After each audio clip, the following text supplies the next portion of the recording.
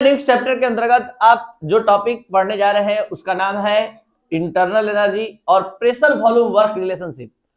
मतलब आज हम एक ऐसे वर्क का कैलकुलेशन करेंगे जो कि प्रेशर और वॉल्यूम के मल्टीपल से प्राप्त होगा, यानी प्रेशर और चेंज इन वॉल्यूम के मल्टीपल से प्राप्त होगा।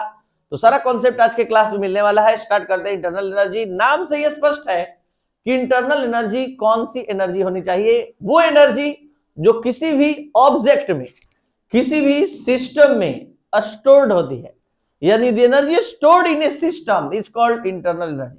अब आप समझ सकते हैं कि किसी ऑब्जेक्ट में, किस सिस्टम में कितने तरह की एनर्जी हो सकती है। Potential energy, kinetic energy, vibrational energy, rotational energy, binding energy, nuclear energy, जितना तरह का एनर्जी है सबके सम को क्या कहते हैं?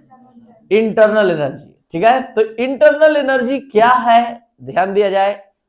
The sum of all types of energy like potential energy, kinetic energy, rotational energy, vibrational energy, इन सभी एनर्जी के सम को हम लोग इंटरनल एनर्जी कहते हैं। आपको बता दे कि इस इंटरनल एनर्जी का हम कभी भी एक्यूरेट वैल्यू नहीं निकाल सकते।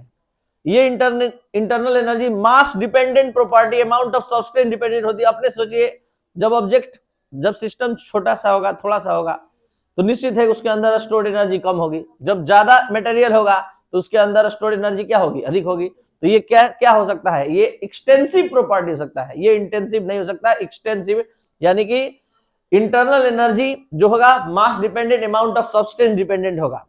इसके बाद ये एक स्टेट फंक्शन है, इसका कभी एक्यूरेट मान आप नहीं निकाल सकते हैं। मतलब इसका मान हमेशा फाइनल और इनिशियल स्टेट पर डिपेंड करता है। यानी जब भी इंटरनल एनर्जी का बात किया जाता है तो इंटरनल एनर्जी के एक्यूरेट वैल्यू का कैलकुलेशन नहीं हो सकता है, हमेशा चेंज इन इंटरनल एनर्जी निकाला जाता है। और ये चेंज इन इंटरनल एनर्जी जो होता है ई फाइनल माइनस ई इनिशियल से निकाला जाता है। इस बात को ध्यान से समझिए। Internal energy, the total energy stored in a system is called internal energy. It is denoted by E और यू।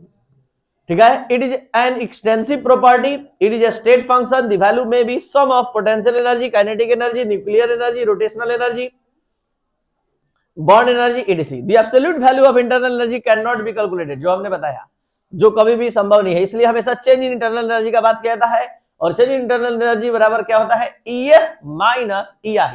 What is EF? तो चेंज इन इंटरनल एनर्जी, ये डेल्टा ई है, और EF है फाइनल इंटरनल एनर्जी, और EI जो है initial. अब हम बात करते हैं अब प्रेशर वॉल्यूम वर्क रिलेशनशिप का, लेकिन उससे पहले थोड़ा हम आप लोग का नॉलेज चेक करना चाहेंगे 10th क्लास का। अब वर्क का कैलकुलेशन कर चुके हैं और वर्क कितने तरह का आप पढ़ कर आए हैं, पहले इस पर ध्यान दीजिए। आप दो तरह का वर्क पढ़ चुके हैं, पहला ग्रेविटेशनल वर्क और दूसरा इलेक्ट्रिकल वर्क। ऐसे वर्क का कैलकुलेशन एक नहीं, दो नहीं, तीन तरह का होता है। Gravitational work done, electrical work done और मैकेनिकल वर्क डन। आज हम आप लोग को मैकेनिकल वर्क डन सिखाने जा रहे हैं, कैसे कैलकुलेट किया जाता है। आप कहां कैसे कैसे पढ़ कर आए हैं सब याद दिला दे रहे हैं। पहले आप पढ़ कर आए हैं gravitational work done W equal FS। आप इलेक्ट्रिकल वर्क डन पढ़ कर आए हैं W बराबर VQ, यानी कि चार्ज और पोटेंशियल डिफरेंस, पोटेंशियल के मल्टीपल को, चार्ज और पोटेंशियल के मल्टीपल को आप क्या कहते हैं? वर्क। तो ये इलेक्ट्रिकल वर्क डन है, ये ग्रेविटेशनल वर्क डन है, FS या FS cos थीटा जो भी, तो ये ग्रेविटेशनल वर्क डन है। और हम आज बात करने जा रहे हैं आपके सामने मैकेनिकल वर्क डन का। ऐसे आपको बता दें कि वर्क का कैलकुलेशन हमेशा दो टर्म के मल्टीपल के बराबर लिया जाता है, एक इंटेंसिटी फैक्टर और एक कैपेसिटी फैक्टर। जब ये दोनों का मल्टीपल होता है तो आप वर्क का कैलकुलेशन कर पाते हैं। और वर्क यहां पर हम कैसे कैलकुलेट कर पा रहे हैं, जरा ध्यान दिया जाए। ये है आपका एक सिलेंडर और इस सिलेंडर में एक लगा हुआ है पिस्टन और इसमें कोई गैस यहां भरा गया है। ठीक है, और इसका अभी इनिशियल वॉल्यूम V1 है। अब हम इसके लिए एक कैलकुलेशन स्टार्ट कर रहे हैं। वर्क के लिए आपको बता दें ये हेडिंग किस ढंग से दिया हुआ है, प्रेशर वॉल्यूम वर्क रिलेशनशिप। ये हेडिंग इशारा कर रहा है कि हम उस वर्क का आज कैलकुलेशन करेंगे जो प्रेशर और वॉल्यूम के माध्यम से निकाला जाएगा। देखिए ध्यान दिया जाए, तो यहां पर लेट फोर्स हमने माना है F, प्रेशर P और एरिया A। आप सभी स्टूडेंट जानते हैं pressure equal force by area होता है, तो यहाँ फोर्स इक्वल क्या हो जाएगा, प्रेशर इनटू एरिया। अब work done by this system, यहाँ हम वर्क डन निकालना चाहते हैं, तो वर्क डन निकालने के लिए आप फिर से वही सहारा लेंगे, W equal F S, force into displacement. तो फोर्स यहाँ F है और स्मॉल डिस्टेंस यहाँ ये पिस्टन जो है ट्रेवल कर रहा है, जिसको हम मान लिए कि ऊपर से पुशअप किया गया, तो ये यहाँ पर आ गया, तो यहाँ पर कितना डिस्टेंस ट्रेवल किया, तो DL, तो DL ठीक है। तो ये हो गया फोर्स और ये हो गया डिस्प्लेसमेंट। फोर्स के जगह हमने क्या ला दिया, P into A, what is a, area, ठीक है।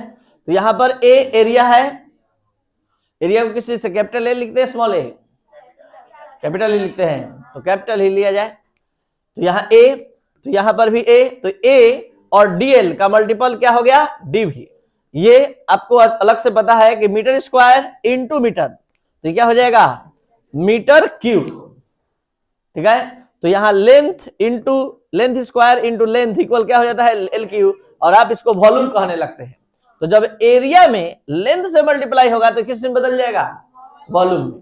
तो ये यहां पर हम स्मॉल वर्क डन का कैलकुलेशन कर पाए हैं। अब हम कंप्लीट वर्क डन निकालना चाहते हैं, तो हम इंटीग्रेशन का सहारा लेंगे और इसको इंटीग्रेट करेंगे वॉल्यूम V1 से लेकर V2 तक। यानी जब ये सिस्टम खुद कार्य करता है तो वॉल्यूम में चेंजिंग V1 से V2 तक होता है, तो हम इसको इंटीग्रेट करेंगे, ठीक है। इसको फिर से फ्रेश देखिए, इस पूरे आए हुए वर्क के वैल्यू को हम इंटीग्रेट करेंगे V1 से लेकर V2 तक, और यहां पर इस पूरे प्रोसेस में प्रेशर कांस्टेंट है, ठीक है। तो प्रेशर कांस्टेंट है तो प्रेशर आ गया बाहर, तो P और इंटीग्रेशन साइन V1 V2, यहां लोअर लिमिट कौन है, V1, और अपर लिमिट, अब जो बायो के स्टूडेंट है नहीं जानते हैं ये फॉर्मूला, तो यहां सीख लीजिए अलग से, इंटीग्रेशन साइन dx, और ये lower limit x1 upper limit x2, तो क्या हो जाता है x2 माइनस x1। फिर से अगर आप और अच्छे से समझना चाहते हैं समझिए, dr, ये हो गया R1, ये हो गया R2, तो क्या होगा R2 माइनस R1, यानी upper limit minus lower limit, ये होता है। तो बता सकते हैं आप लोग यहां के बाद क्या होगा, P V2 माइनस, और आप समझ सकते हैं कि यहां पर P इक्वल, यहां पर क्या आ गया, delta V, P delta V, यानी वर्क का जो हमने कैलकुलेशन किया। अब आप यहां अच्छे से देख लीजिए, ये कंप्लीट, अब आप समझ सकते हैं, ठीक है, ठीक है। यहां पर P कांस्टेंट है, बाहर आ गया, और यहां पर इंटीग्रेट किया जा रहा है V को, कहां से, V1 से V2 तक, तो एक बार अपर लिमिट आ जाएगा और एक बार लोअर लिमिट, लेकिन याद रहे लोअर लिमिट जब आएगा माइनस करके आएगा, माइनस करके आया एक बार, तो यहां पर W इक्वल क्या आ गया, P डेल्टा V। अब एक बार शुरू से अंत तक जल्दी से एक बार देख लिया जाए। यहां पढ़ने जा रहे हैं प्रेशर वॉल्यूम वर्क रिलेशनशिप। तो यहां जो वर्क हम निकालेंगे प्रेशर और वॉल्यूम के मल्टीपल से निकालेंगे, तो हमने मान लिया कि फोर्स F है, प्रेशर P है, एरिया A है, तो P equal F by A, then F equal क्या हो गया, P इंटू A। तो work done by this system निकालने के लिए फोर्स इंटू डिस्प्लेसमेंट का हमने सहारा लिया। ये पिस्टन DL डिस्टेंस ट्रेवल कर रहा है, तो F इंटू DL, यहाँ F के जगह हमने P इंटू A ले लिया, और A और DL का मल्टीपल, A और DL का मल्टीपल क्या हो गया, DV। ये DV किसके बदले में आया, A और DL के मल्टीपल के बदले में, ठीक है। और अब ये स्मॉल वर्क डन है। कंप्लीट वर्क डन निकालने के लिए, कंप्लीट वर्क डन निकालने के लिए हमने क्या किया, इसको इंटीग्रेट कर दिया, कहां से कहां तक, V1 से V2 तक, और इस पूरे प्रोसेस में प्रेशर कांस्टेंट है, इसलिए ये बाहर आ गया इंटीग्रेशन साइन से, ठीक है। इंटीग्रेशन साइन से यहां हमने इसको बाहर कर दिया, और हम इंटीग्रेट किसको कर रहे हैं, केवल वॉल्यूम। तो यहां पर एक बार भी, यहां पर एक बार आएगा अपर लिमिट और एक बार आएगा लोअर लिमिट, और अब उसके बाद P V2 माइनस V1, और ये W इक्वल आ गया P डेल्टा V। अब यहां पर कुछ और ज्यादा समझना है, ध्यान से थोड़ा समझिएगा।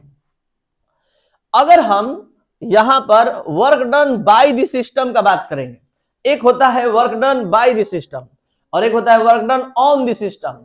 तो बाय द सिस्टम का मतलब है कि सिस्टम खुद काम करेगा, यानी ये गैस फैलेगा और ये पिस्टन को ऊपर ढकेलेगा। तो यहां पर जब सिस्टम खुद कार्य करेगा जब आप खुद कार्य करते हैं, जब आप खुद पैसा अपना खर्च करते हैं, तो बताइए आपके साथ क्या होता है? आपकी एनर्जी लॉस होती है, तो आपका पैसा कम होता है, तो एनर्जी कम होती है, क्योंकि आप उस एनर्जी को लगाकर ही उस कार्य को संपन्न किए हैं, आप स्वयं काम किए हैं। तो जब भी कोई सिस्टम अपने से काम करेगा, खुद से काम करेगा, तो ऊर्जा का क्या होगा? ह्रास होगा, लॉस होगा। इसलिए यहां पर जो किया गया कार्य होगा, यहां जो वर्क डन होगा, वो निश्चित तौर पर work done by the system, कभी भी आज के बाद बात आएगा तो हमेशा वर्क का जो मान होगा वो हमेशा निगेटिव में होगा। तो फॉर्मूला हो जाएगा W equal minus P delta V, जरा समझिएगा। लेकिन work done on the system होगा, जब सिस्टम पर कार्य किया जाएगा, आपको कहीं से पैसा मिलेगा, आपके लिए कोई कार्य करेगा तो आपको एनर्जी गेन होगा। तो एनर्जी गेन होगा तो वहां पर वर्क किस चीज में हो जाएगा? पॉजिटिव में। तो एक होता है work done on the system, एक होता है work done by the system. तो work done on the system के लिए W equal P delta V plus में होगा, यानी वर्क जो होगा वो पॉजिटिव होगा, जरा ध्यान देंगे। और ये तो हो गया दो, work done by the system, work done on the system. Bye the system के लिए W जो होगा निगेटिव होगा, और ऑन द सिस्टम के लिए। और अब हम बात करने जा रहे हैं ड्यूरिंग एक्सपेंशन और ड्यूरिंग कॉन्ट्रैक्शन ऑफ गैस। अगर गैस के एक्सपेंशन का बात करें तो जरा सोचिए, गैस एक्सपेंड कब करेगा, कैसे करेगा? गैस कब फैलेगा? जब सिस्टम खुद काम करेगा तब गैस फैलेगा। तो अभी तुरंत पढ़े हैं कि जब गैस के एक्सपेंडेशन का बात हो रहा है तो work done by the system होगा, तो वर्क का वैल्यू किस चीज में होगा? निगेटिव में। और during contraction of gas, gas का संकुचन होगा, सिकुड़ेगा। तो कब सिकुड़ेगा? जब इस पर प्रेशर आप देंगे, यानी work done on the system होगा।